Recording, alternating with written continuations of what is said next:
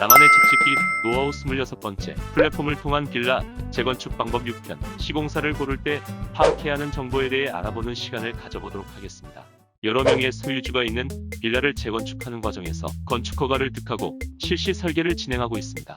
이 단계에서 건축주는 무엇을 하고 어떠한 정보를 파악해야 하는지 설명하도록 하겠습니다.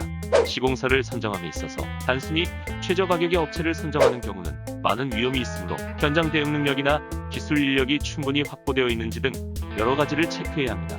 다수의 소유자가 있기 때문에 요구 사항이 다양하고 소규모 주택공사에서는 비교적 공사 규모가 크다고 할 수 있는 빌라 재건축의 경우에는 플랫폼의 자료를 활용하여 시공사 선정 시 활용하는 것을 추천드립니다. 첫 번째, 빌라 재건축 시 시공사를 선정하면은 기술 인력을 얼마나 확보하고 있고 다세대 빌라 주택에 건축 경험이 많은지 확인해야 합니다.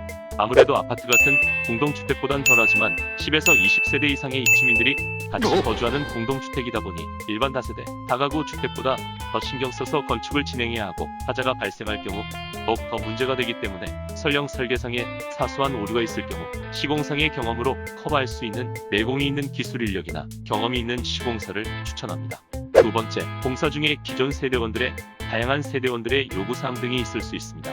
예를 들어 101호 싱크대는 H사의 제품을 요구하고 201호는 R사의 제품을 요구하고 있습니다. 이렇게 조금씩 다른 가구의 사양들이 배치된다면 아무래도 인력이나 시간이 더 많이 투입될 수밖에 없습니다. 이런 시간들이 쌓이다 보면 공사 기간이 길어지는 문제도 발생할 수도 있습니다. 따라서 소규모 빌라 재건축의 경험이 많은 시공사는 실제 시공 중에 각 주민들의 가구, 마감재 변경에 빠르게 대응하며 설득을 하며 합리적인 선에서 가구, 마감재를 변경 혹은 제한할 수 있는 능력이 높은 편입니다. 따라서 플랫폼을 통해 빌라 재건축 경험이 많은 시공사를 통해 시공을 진행하는 것을 추천합니다. 세 번째, 빌라 재건축 시에는 조합원들이 비용을 투자해서 하는 경우는 거의 없고 시공사의 지급 보증을 통해서 대출을 일으키는 경우가 대부분이므로 우량한 시공사를 선정해야 합니다. 물론 우량한 시공사라는 것이 여러분들이 생각하는 1군이나 2군 업체만을 말하는 것은 아닙니다. 매출이 비교적 적어도 꾸준하게 공사를 진행하고 여러 대여 업체가 아닌 시공사를 선택하는 것을 추천합니다. 예를 들어 은행에서 빌라 재건축을 위해서 발생시키는 대출의 규모가 30억인데 매출 규모가 얼마 안 되는 시공사가 지급 보증을 한다면 과연 대출의 실행이 원활할 수 있을까요? 따라서 빌라 재건축 시 우량한 시공사를 선정해서 건축자금 대출을 진행하고 빨리 준공 후 매약 및 입주를 하는 것이 중요합니다. 3기에서 언급한 바와 같이 노빌라 재건축 사업에서 시공사의 역할은 굉장히 중요하다고 할 수 있습니다.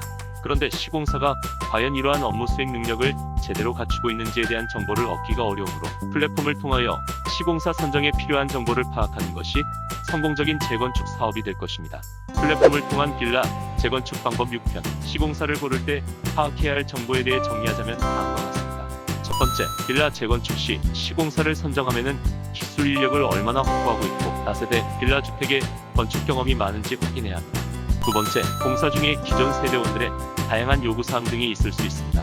세 번째, 빌라 재건축 시에는 조합원들이 비용을 투자해서 하는 경우는 거의 없고 시공사의 지급 보증을 통해서 대출을 일으키는 경우가 대부분이므로 우량한 시공사를 선정해야 합니다. 다음은 건축 플랫폼을 이용한 빌라 재건축 7편, 고급 계약서 작성 및 계약 체결에 대해 알아보도록 하겠습니다. 구독과 좋아요는 건축 안전 문화 확산에 큰 도움이 됩니다. 여러분의 많은 도움이 필요합니다.